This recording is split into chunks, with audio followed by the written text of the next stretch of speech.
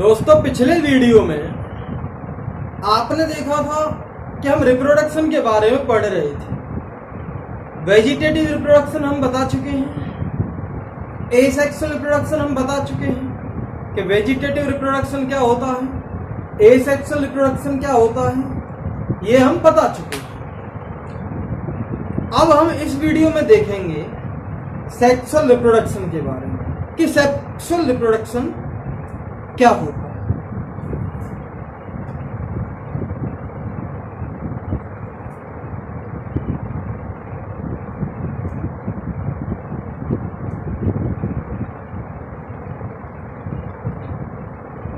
Sexual reproduction, भाई जब बात सेक्सुअल रिप्रोडक्शन की आ जाती है तो एक बात तो क्लियर है, दो पेरेंट पार्टिसिपेट करेंगे, दो पेरेंट होंगे, एक पेरेंट इधर तो एक पेरेंट ही, ठीक। एक मान लीजिए एलगी ये पड़ा है और एक एलगी ये पड़ा है।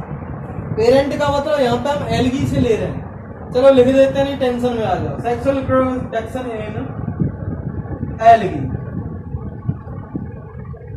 तो एक एलगी ये है, दूसरा एलगी ये है, सेम स्पीसीज के होना चाहिए। पता चला कि एक क्लेमैडोमोनास ले लिया और दूसरा वोल्वॉक्स ले लिया, तो आपस में रिप्रोडक्शन नहीं होगा।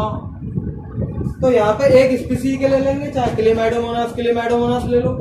क्लेमैडोमोनास में ढेर सारी स्पीसीज पाई जाती हैं, तो सबसे बढ़िया क्लेमैडोमोनास ले लीजिए। ये अपना गैमीट निकालेगा और ये भी अपना गैमीट देगा, आपस में दोनों पास पास आएंगे और दोनों आपस में जाके फ्यूज हो जाएंगे। तो इसका मतलब एक बात तो क्लियर है, बहुत पहले ही बता चुके हैं, सेक्सुअल रिप्रोडक्शन में गैमीट्स का फ्यूजन होता है। ऐसे गैमीट्स जो अलग अलग तरह के होते हैं, मेल और फीमेल गैमीट होना चाहिए। पता चला कि मेल गैमीट नहीं हो सकता, फीमेल गैमीट नहीं हो सकता। तो एसेक्सुअल रिप्रोडक्शन में डिफरेंट गैमीट आते हैं और गैमीट्स का आपस में जो फ्यूजन होता है उसे हम क्या कहेंगे, सेक्सुअल रिप्रोडक्शन। एसेक्सुअल रिप्रोडक्शन नहीं, sorry, sexual reproduction. Sexual reproduction में फ्यूजन होता है डिफरेंट गैमीट्स। ये बात आ गई।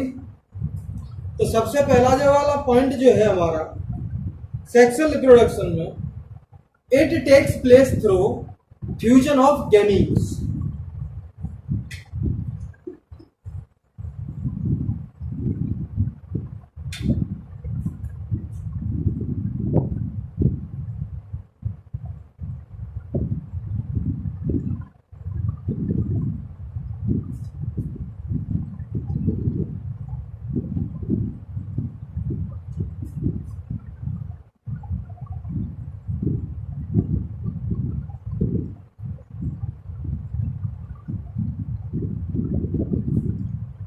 फ्यूजन ऑफ डिफरेंट गैमीट कर लेंगे, ज्यादा बढ़िया है।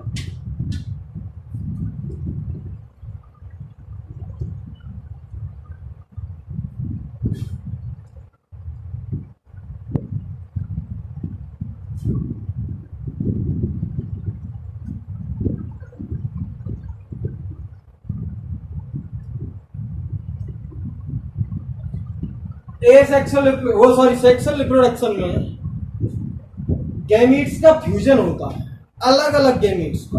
अलग अलग का मतलब यहाँ पर अलग अलग स्पीसीज के गैमीट नहीं, बल्कि मेल और फीमेल गैमीट होते हैं।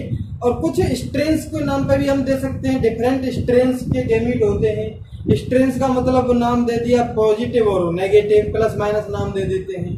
तो यानी कि अलग अलग तरह के गैमीट का आपस में फ्यूजन होता है, उसे हम क्या कहेंगे, ए सेक्सुअल रिप्रोडक्शन नहीं, सेक्सुअल रिप्रोडक्शन।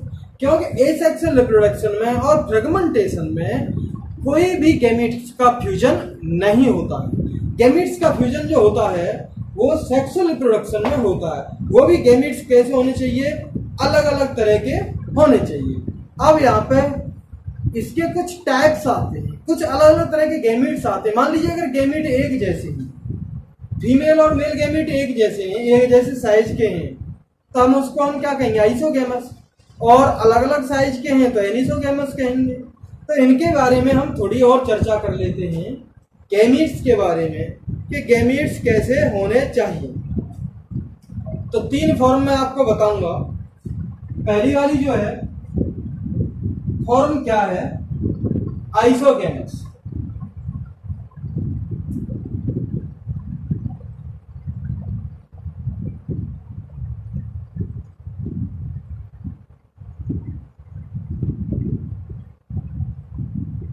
आइसोगेमस जिन जिन गैमीट्स में फ्यूजन हो रहा है उनका आकार, उनका साइज बराबर जो होता है, उनका साइज बराबर है तो उनको हम क्या कहेंगे, आइसोगेमीट्स। आइसोगेमीट्स का मतलब similar in size.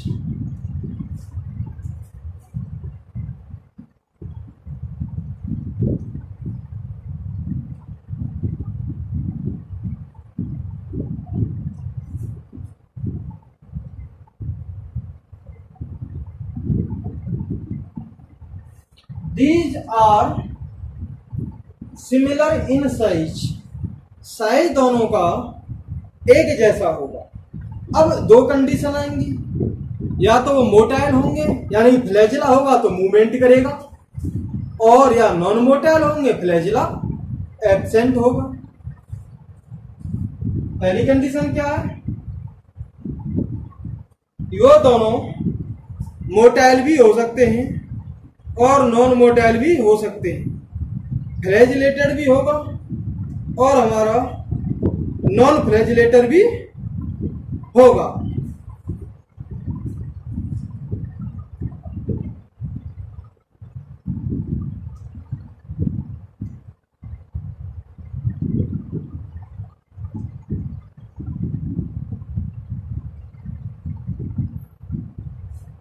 both gametes are motile। Motile का मतलब मूवमेंट कर सकता है। मूवमेंट जब ही करेगा जब फ्लैजिला प्रेजेंट होगा।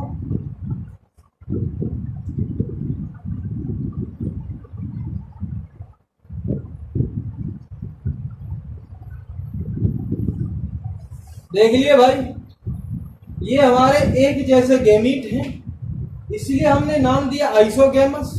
एक जैसे आइसोगेमस तरीके से हो रहा है, दोनों मोटाइल है तो फ्लैजिला भी प्रेजेंट है। एग्जाम्पल इसका Chlamydomonas.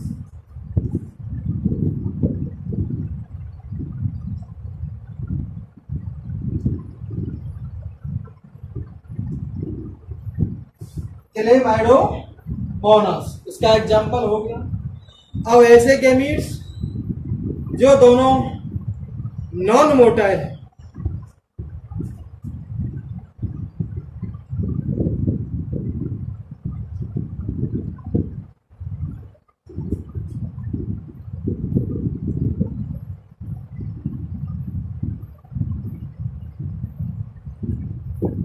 both gametes are non-motile।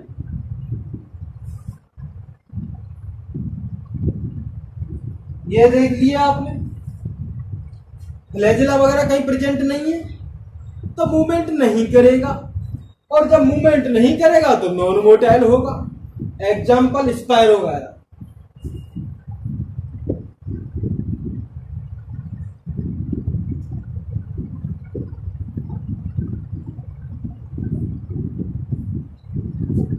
Example क्या है, स्पाइरो वगैरह। ये बात हो गई आपकी पहली, आइसोगेमस कंडीशन की होती है तो मतलब इसका है दोनों gamete similar in size, size में बिल्कुल बराबर है, और या फिर दोनों बराबर हैं इसलिए हम दोनों को आइसोगेमस कह रहे हैं। या तो गैमीट मोटाइल होंगे, जैसे एग्जांपल क्लेमाइडोमोनास। तो यहाँ पे क्लेमाइडोमोनास की सारी स्पीसीज नहीं, कुछ स्पीसीज होती है। यहाँ पे तो बढ़िया लिख सकते हैं, सम स्पीसीज ऑफ क्लेमाइडोमोनास। यहाँ लिख लेना आप, some species of chlamydomonas. Chlamydomonas की कुछ स्पीसीज ऐसी हैं जिनमें दोनों गैमीट सिमिलर होते हैं और मोटाइल होते हैं। और जिनमें गैमीट सिमिलर होते हैं, नॉन मोटाइल होते हैं, तो उसका एग्जांपल हमारा स्पायरो वगैरह। अब हम और देखते हैं।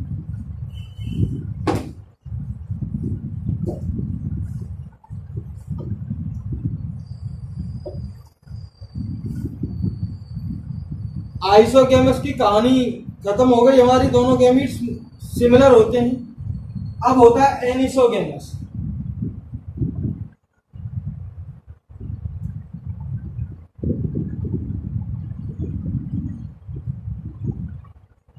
एनिसोगेमस का मतलब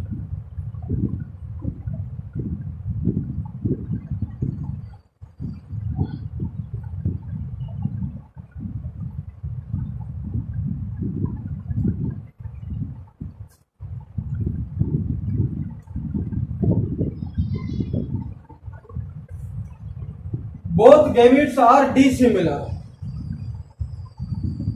डिसिमिलर का मतलब समान नहीं होते, अलग अलग आकार के होते हैं। एक बड़ा तो एक छोटा, एक मोटू तो एक पतलू, यानी कि अलग अलग आकार के होते हैं, अलग अलग साइज के होते हैं। तो उसे हम क्या कहेंगे? एनिसोगेमस। एनिसोगेमस का मतलब डिसिमिलर इन साइज। अब इसका जो एक देख लो, ये स्ट्रक्चर होगा, या तो नॉन मोटाइल होंगे दोनों, तो ये स्ट्रक्चर होगा, और नॉन मोटाइल होंगे तो ये स्ट्रक्चर होगा, दोनों मोटाइल होंगे तो ये स्ट्रक्चर होगा। ये है मोटू, ये है पतलू, ये है मोटू, ये है पतलू। तो यानी कि डिसिमिलर साइज के होते हैं कुछ गेम। एग्जाम्पल हमारा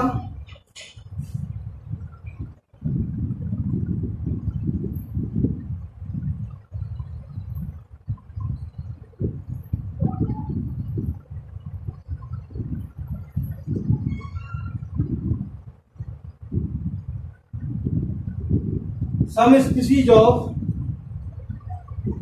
क्लेमाइडोमोनास। क्लेमाइडोमोनास की कुछ स्पीसीज में ये लोचा होता है।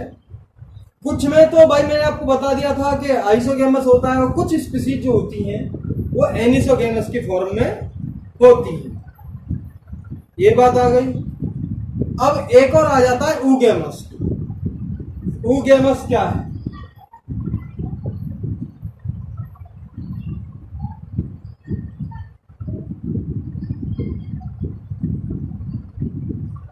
ऊगेमस में एक लार्ज और नॉन मोटाइल गैमीट होता है। लार्ज होगा और नॉन मोटाइल गैमीट होगा, और दूसरा जो है स्मॉल होगा और मोटाइल गैमीट होगा। तो जिनमें फ्यूजन जो होता है, एक लार्ज नॉन मोटाइल होगा तो इसका मतलब स्थिर रहेगा वो।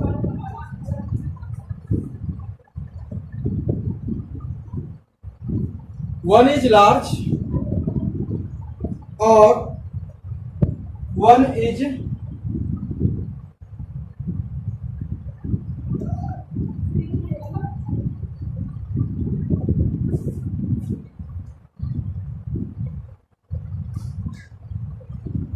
Large non motile gamete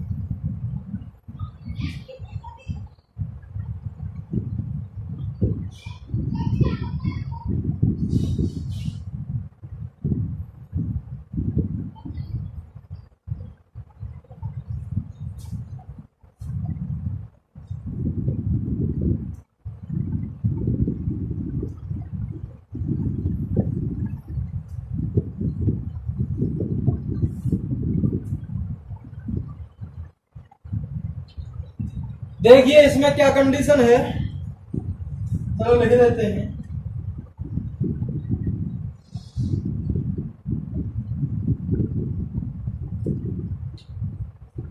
oogamous वाली कंडीशन क्या है, एक लार्ज और नॉन मोटाइल है, ये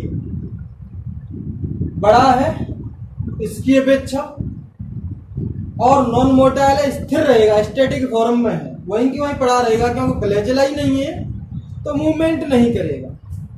नॉन मोटाइल गैमीट है जिसका नाम दिया है हमने फीमेल गैमीट, तो ये हमारा फीमेल गैमीट है।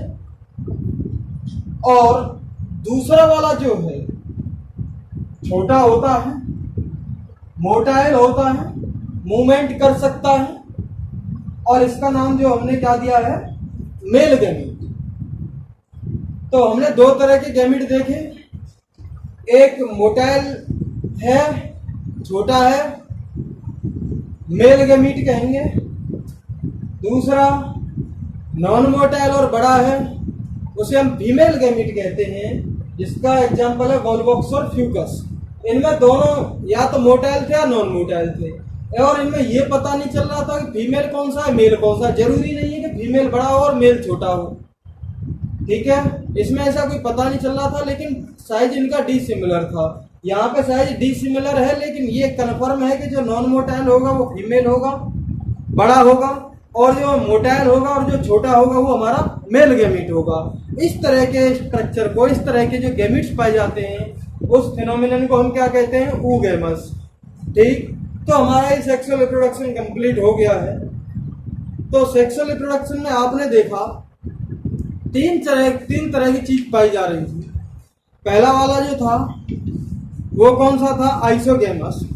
दूसरा वाला जो था वो कौन सा था, एनिसोगेमस। और तीसरा वाला जो है वो है हमारा oogamous.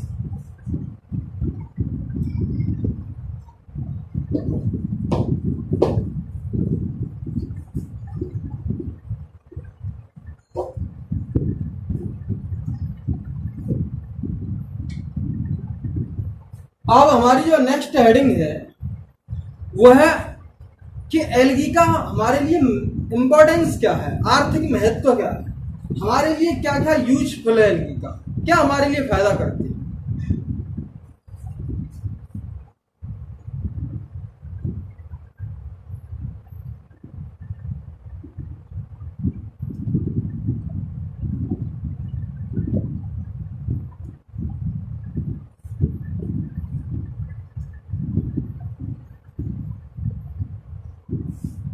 Economic importance of algae. Economic importance क्या है एल्गी का, क्या हमारे लिए फायदा करती है। दोस्तों गजब की बात यह है कि एल्गी बहुत ज्यादा क्वांटिटी में पाए जाते हैं दुनिया में। जो प्लांट की अगर बात करें तो सबसे ज्यादा हमारे एल्गी पाए जाते हैं, और जब सबसे ज्यादा एल्गी पाए जा रहे हैं तो सबसे ज्यादा फोटोसिंथेसिस होगी, और जब सबसे ज्यादा फोटोसिंथेसिस होती है तो ये जो है सबसे ज्यादा क्या करेंगे, कार्बन डाइऑक्साइड को अवशोषित करेंगे, कार्बन डाइऑक्साइड का यूज करेंगे। जब सबसे ज्यादा इनमें फोटोसिंथेसिस होगी तो जब ये कार्बन डाइऑक्साइड का भी बहुत ज्यादा यूज करेंगे तो लगभग हमारी पृथ्वी की आधी कार्बन डाइऑक्साइड को ये फिक्स कर देते हैं। आधी कार्बन डाइऑक्साइड को, जितनी कार्बन डाइऑक्साइड फिक्स होती है प्लांट्स के द्वारा, उनमें लगभग हाफ कार्बन डाइऑक्साइड फिक्स किसके द्वारा होती है, एल्गी के द्वारा होती है। तो हमारी धरती पर कार्बन डाइऑक्साइड का जो परसेंटेज है वो कम करने में हेल्प करते हैं कौन, एल्गी। तो पहला पॉइंट लिख सकते हैं,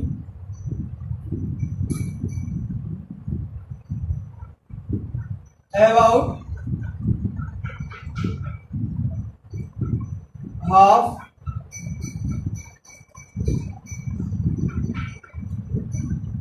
कार्बन डाइऑक्साइड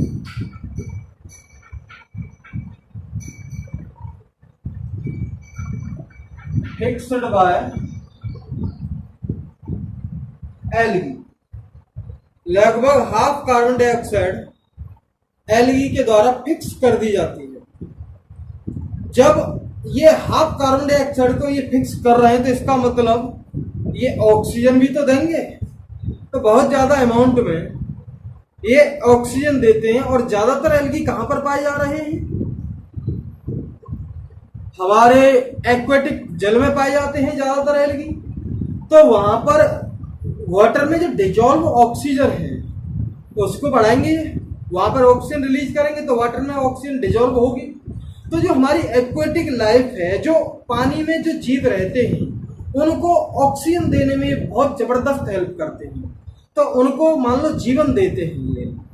तो ये एल्गी जो है, इनके द्वारा ऑक्सीजन का अमाउंट भी बहुत ज़्यादा बढ़ाया जाता है।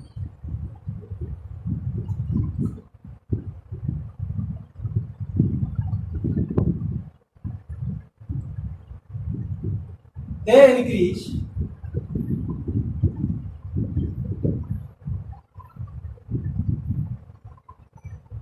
amount of oxygen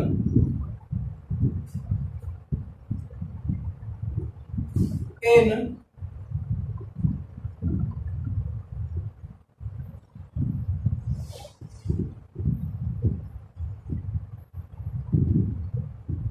surrounding medium. आज जहां पर वो रहते हैं वहां पर ऑक्सीजन का अमाउंट इंक्रीज कर दिया जाता है, जिससे कि वहां रहने वाले ऑर्गेनिजम्स का बहुत फायदा होता है। ये बात क्लियर हो गई। और जब कार्बन डाइऑक्साइड को ले रहे हैं, ऑक्सीजन बहुत ज़्यादा दे रहे हैं, तो इसका मतलब ये चीफ प्रोड्यूसर्स भी है। बहुत ज़्यादा क्वांटिटी में एल्गी होगा। दुनिया के जितने प्लांट पाए जा रहे हैं उसमें लगभग आधी फोटोसिंथेसिस ये कर रहा है।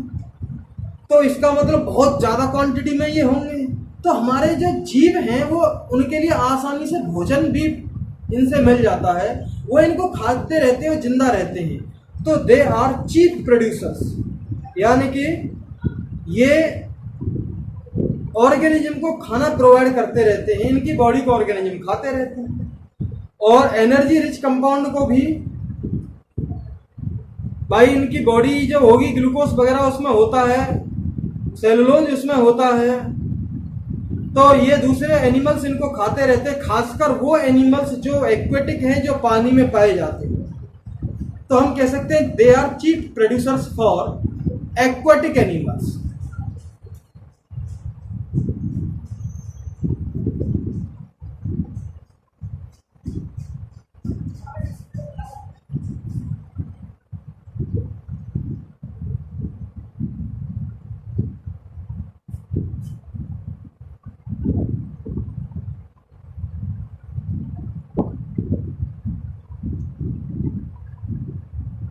ये एक्वेटिक एनिमल्स के चीफ प्रोड्यूसर्स भी हैं, यानी कि बहुत ज़्यादा क्वांटिटी में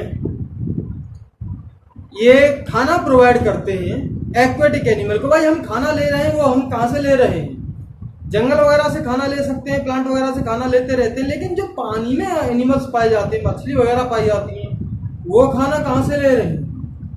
वो भी तो इनसे ही ले रही हैं। तो ये चीफ प्रोड्यूसर्स हैं एनिमल्स के लिए। अब हमारे लिए क्या फायदा है इसका, वो देख लेते हैं।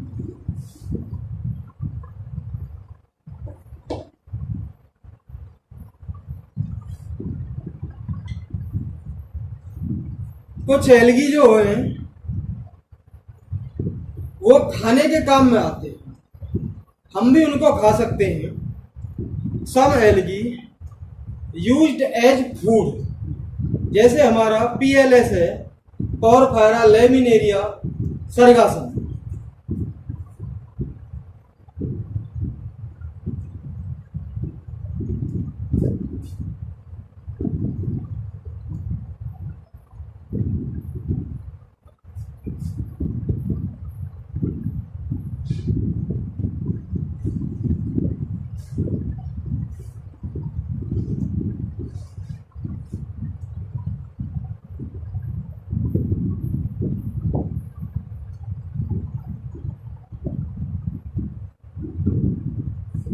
PLS, ऐसे याद रखेंगे PLS, PLS मिला और खाना चालू कर दीजिए। कुछ एलगी जो हैं फूड के तौर पे भी इस्तेमाल किए जाते हैं, जैसे हमारे कॉर्फायरा है और लेमिनेरिया है और सरगासम है। अब कुछ एलगी जो हैं वो हाइड्रोकोलॉइड्स प्रोड्यूस करते हैं। हाइड्रोकोलॉइड्स का मतलब होता है वाटर होल्डिंग सब्सटेंस। अगर मान लीजिए सब्जी पर वो एलगी डाल दिया और सब्जी पे पानी डाल दिया तो वो पानी को होल्ड करके रखेगा बहुत देर तक। पानी, हमें बार बार सब्जी पे पानी डालने की जरूरत नहीं किसी। तो ये क्या है कि वाटर होल्डिंग सब्सटेंस को भी वो प्रोड्यूस करते हैं।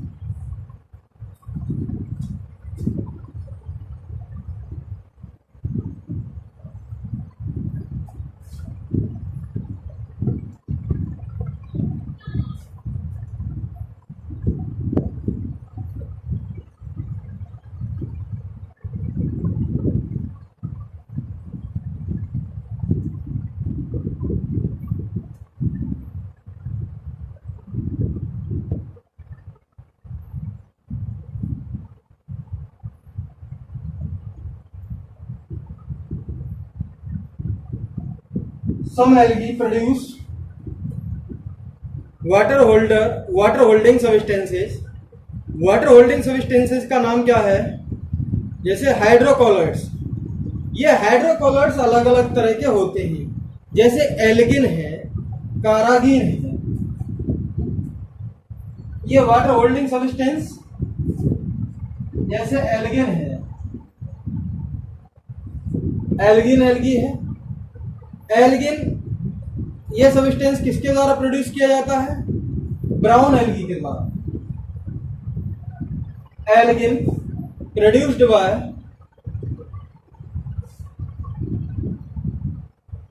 Brown algae.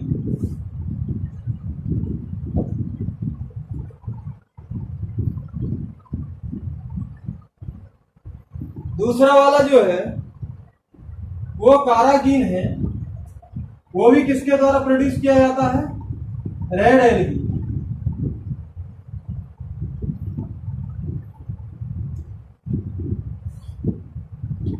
कुछ एल्गी हाइड्रोकोलॉइड सब्सटेंस प्रोड्यूस करते हैं, जैसे एल्गिन ब्राउन एल्गी के द्वारा प्रोड्यूस किया जा रहा है। कारागिन सब्सटेंस है, ये भी हाइड्रोकोलॉइड्स है और ये किसके द्वारा प्रोड्यूस किया जाता है? रेड एल्गी के द्वारा प्रोड्यूस किया जाता है। अब कुछ एल्गी ऐसे होते हैं जो माइक्रोब्स को ग्रो कराने में हेल्प करते हैं। माइक्रोब्स यानी बैक्टीरिया वगैरह को ग्रो कराने में हेल्प करते हैं, आसानी से वो वहां पे वो ग्रो हो जाते हैं। और आइसक्रीम वगैरह में भी वो इस्तेमाल किए जाते हैं, जेली बनाने में भी इस्तेमाल किए जाते हैं। तो सम एल्गी प्रोड्यूस्ड रॉ हो जाएंगे।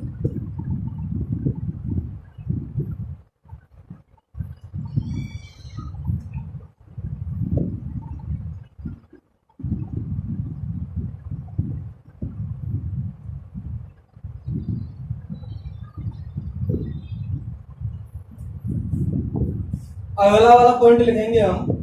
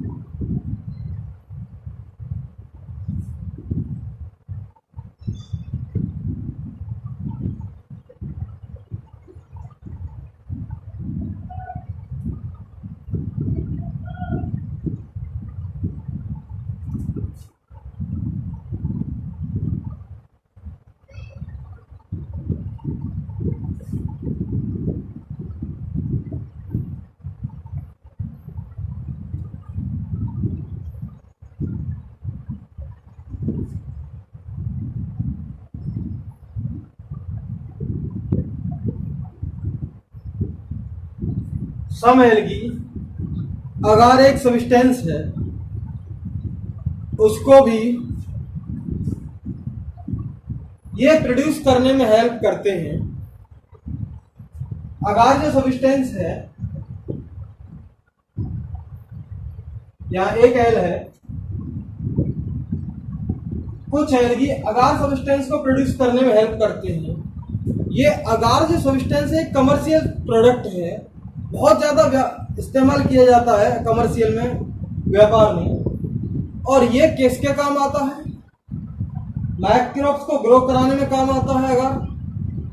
और आइसक्रीम जेली को भी प्रिपरेशन करने में हेल्प करता है, इनको भी बनाने में हेल्प करता है। और ये जो है किसके द्वारा प्रोड्यूस किया जाता है? जेलीडियम और ग्रेसिलेरिया के द्वारा प्रोड्यूस किया जाता है। देखिए आप ऐसे याद रखेंगे, अगार जी आगे, अगार कौन प्रोड्यूस कर रहा है? जेलीडियम और ग्रेसिलेरिया।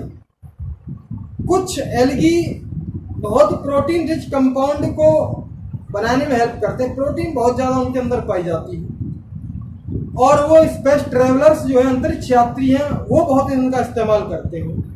जैसे हमारा क्लोरेला और स्पाइरुलिना, ये जो है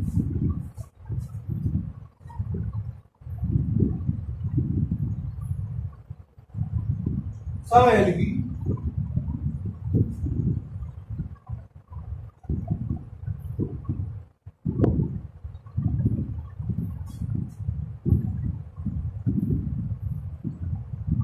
some algae are rich in protein. Protein में बहुत ज्यादा उनके अंदर होती है। And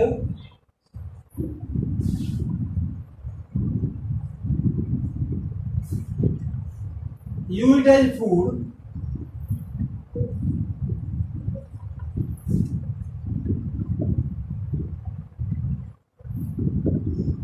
bye space travellers. Example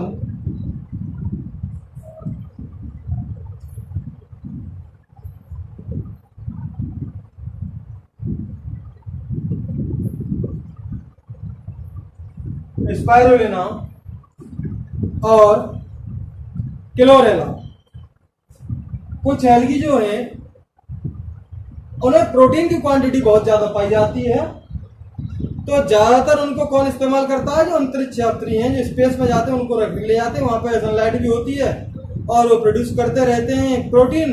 उनके लिए ऑक्सीजन भी प्रोड्यूस करते रहते हैं और बदले में उनसे कार्बन डाइऑक्साइड लेते रहते हैं और उनके लिए खाना भी प्रोड्यूस करते रहते हैं। तो ये स्पाइरुलिना और क्लोरेला ये बहुत इंपॉर्टेंट एल्गी। अब हम जो है एल्गी को आगे वाली वीडियो में डिवाइड करेंगे 3 क्लासेज में। मेनली हमारी क्लोरोफाइसी, थियोफाइसी और रोडोफाइसी, उनके बारे में हम पढ़ेंगे। ये वीडियो यहीं पे खत्म होती है। थैंक यू वेरी मच दोस्तों। अगर वीडियो पसंद आती है तो लाइक करें, सब्सक्राइब करें और इसे शेयर करें।